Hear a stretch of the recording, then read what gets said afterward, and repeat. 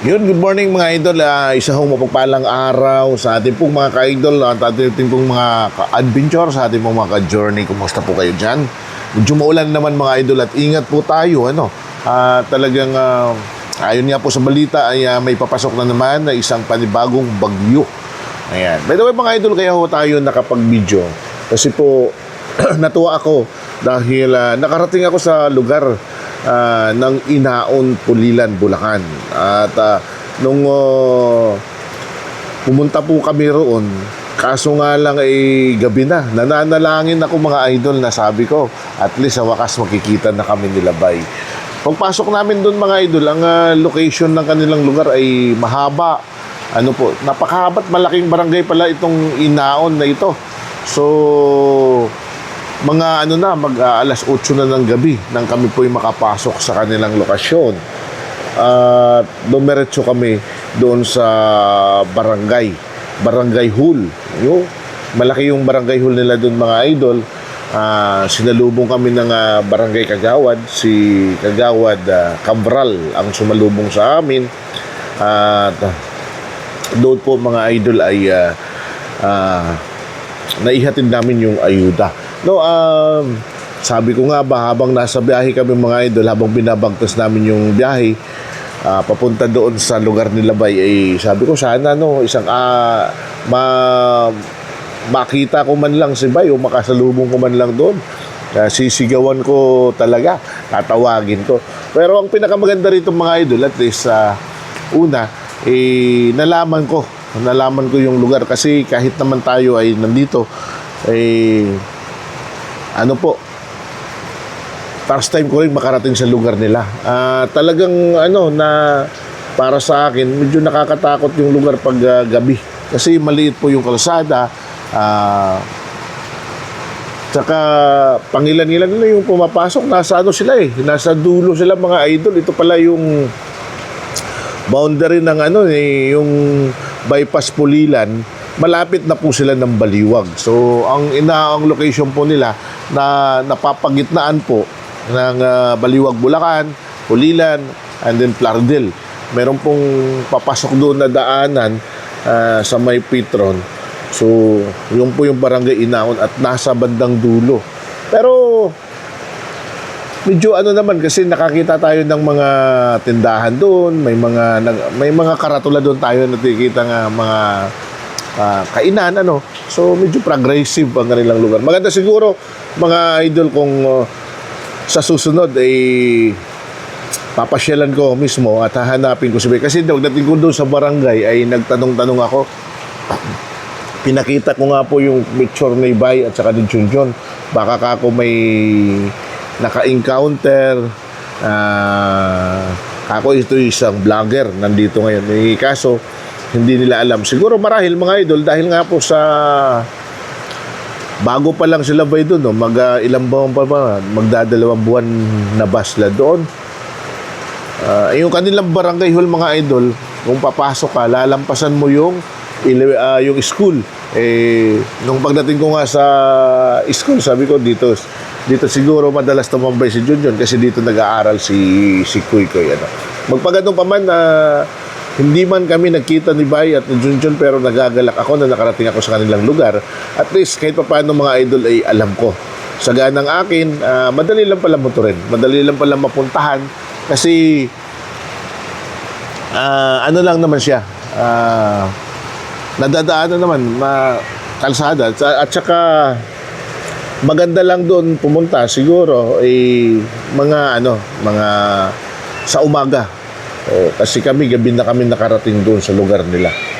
So, di man kami nagkita pero at least nakarating ako sa lugar nila, nagpaabot na ayuda at hopefully sana mayroon ding dumating na ayuda para sa kanila.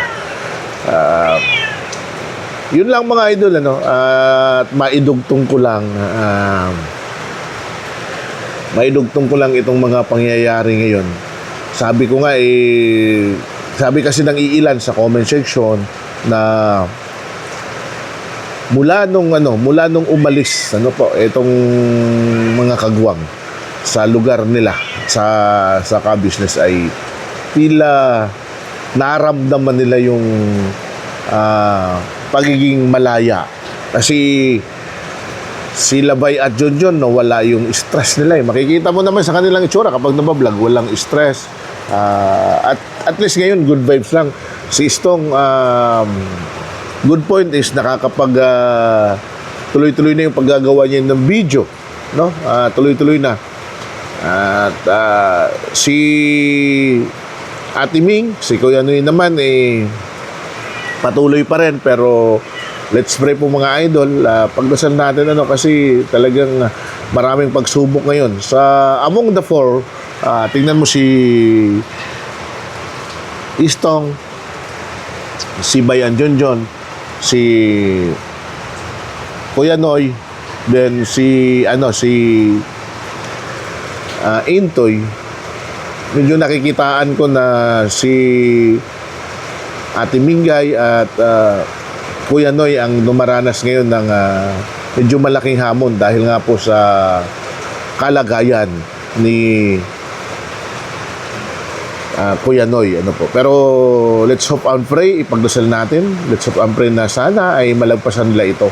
Magpagano pa man mga idol, sana po ay adalangin ko, suportahan natin ito sila sa panonood man lang ng kanilang mga video at hindi pag-skip ng ads. Ito lang po yung pamamaraan na masusuportahan natin sila sapagkat nangangailangan sila ng ating suporta. Higit lalo na ang kanilang source of income sa ngayon ay ang pagbablog, no? So mas maraming suporta ang kailangan nila ngayon. Pero sa nakikita ko naman mga idol, talagang nagbo-boom na rin sila Bay at Junjun dahil ang dami na rin mga sponsor, no? Madaming mga sponsor na sumusuporta sa kanila. Nakakatuwa lang na at least kahit paano mga idol, nakarating tayo sa lugar nila. Nakita natin yung kanilang lokasyon at kahit paano siguro kung babalik ako sa lugar nila, hindi na po ako maliligaw. Dahil una, alam ko yung barangay hall, pagtatanong ko lang siguro doon. Kaya lang, nung tinanong ko, malaki pala yun, mga idol. Yung inaon ay medyo may malawak, malawak po na barangay. So, siguro kung makukontak ko lang sila kung anong kalsada o saan sila, yung tawag dito, yung landmark, madali nang mahanap yun. Madali nang mahanap. So, yan po mga idol, nakakatuwa man na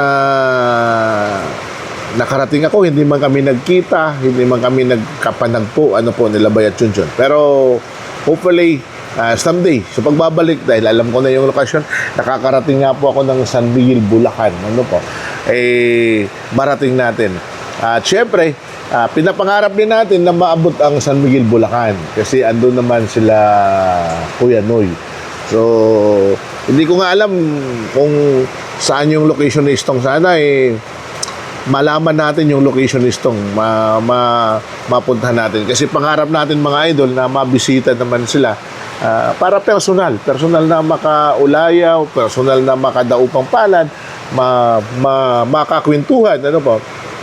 Dahil sa ngayon po mga idol ang sumusuporta po sa ating channel ay sobrang napakadami. Mula po sa community ni Istong, community ni Bay, community ni Nika, ni Entoy and Nika, community ni Kuya Noy. Sana lang ang dalangin ko na magkaisa itong mga community para suportahan silang apat. Lahat naman ng bagay mga idol ay maghihilom, lahat ng bagay ay maayos. Isa sa pinakamasarap makita kung silang apat ay magkita-kita muli. So, ayan, lang po ito mga idol. Quick video lang po. Isang maulan na araw. Ingat po tayo palagi at balita ko nga po ay may papasok pang bagyo.